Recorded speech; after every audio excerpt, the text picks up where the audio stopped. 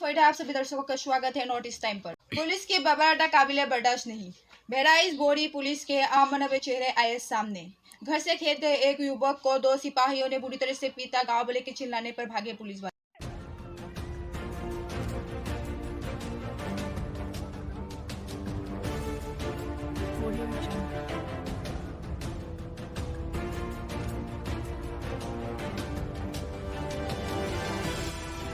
ग्रामीणों ने एसपी से की घटना की शिकायत। सूचना मिलते ही बोरी थाना अध्यक्ष मौके पर पहुंचे।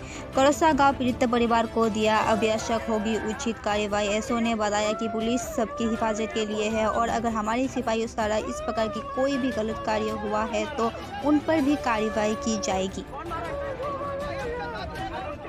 और आप जो तस्वीर इस वक्त स्क्रीन पर देख रहे हैं ये वीडियो के जिससे इंटरनेट पे वायरल हो रहा है। क्या अब कानून की रखवाली करने वाले ही कानून को अपने हाथों में ले रहा है, अपनी कानूनी ताकतों का फायदा उठा रहा है। News desk report, notice time.